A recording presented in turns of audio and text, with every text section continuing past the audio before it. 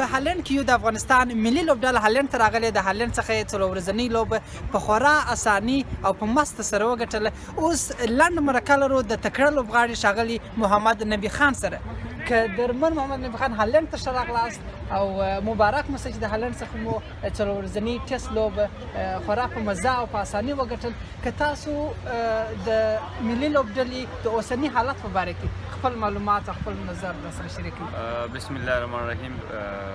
واقعا چې ډېر زیات خوشحاله یو چې دلته هالند ته راغلو. مخکې هم راغلي یو 2016 کې هم راغلي یو 2010 کې هم 2012 کې هم راغلي یو. نو دې ځل دا 2014 کې بیا هم راغلو.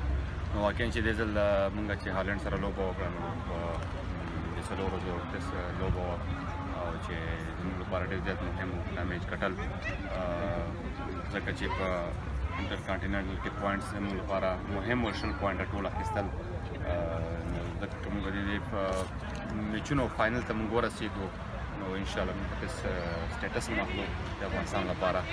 او تاسو په خپله وکتله چې څلور ورځې لوبه مو په 2 ورځو کې خلاصه کړله او 2 وارې واري وکړه. زموږ ځوانانو یو وارې لوبه وکړله بیټینګ یې وکړ نو په خورا په مېړانه سره په خپل قوت سره مېړانې سره زموږ لوبه وګټله.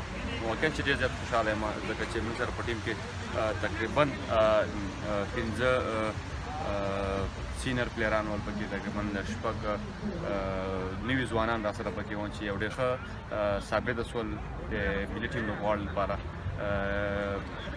ځکه چې تاسو وکتل چې په زیاتره نوي ځوانانو پکې ښې لوبې وکړلې او هغه ځوانانو چې دوی ته بار بار موږ چانسونه ورکړي وو نو اوس هغه حالات ته را رسېدلي چې خپل په ملي ټیم کې ځای پیدا کړي ځای مضبوط کړي نو دوی لپاره هم فایدهمند ده او هم د افغانستان د ګټې لپاره فایدهمند.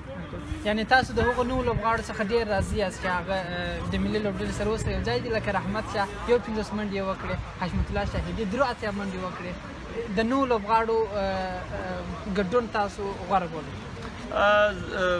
دومره هم نوي نه دي ځکه چې دا موږ سره په تقریبا د 3-4 کالونو موږ سره یو ځای په کیمپونو کې لږ لږ موقع موږ په ملي ټیم لوبډله کې موږ ورکول هغوی ته. اوس دې حالت ته راورسېدل چې هغه په ملي ټیم کې خپل ځای پیدا کوی شي هلته سټیبل ساتلی شي ځان. یعنې چې موږ اوس داسې نه ویلی شو چې یاره دې هلک یو ځل هم چانس ورکړه بیا موږ نه ورکوو.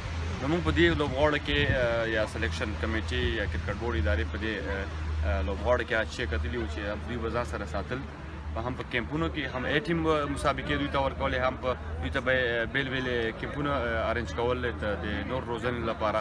افغاني کوچز ترمنل لاندې لکه دولت احمدزی شو، رئیس احمدزی شو، مجاهد ادران شو، خالد داد اسطیب الله ټول هغه ملي ټیم کوچز دي چې کوم ملي ټیم نه په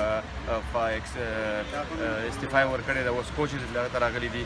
نو هماغه د کوچز روزنه همدا لوبغاړي ول چې دې حد ته یې راورسول او اوس تاسو خپله هم ګورئ چې خورا ډېره زیات توفیر راغلی په دې ملي ټیم لوبډله کې. بس خوشحاله اوسئ، تل دې وي افغانستان، تل دې وي تاسو د کرکټ اتلان. کامیابي مو غواړم. مننه. مهرباني. خیر اوسئ.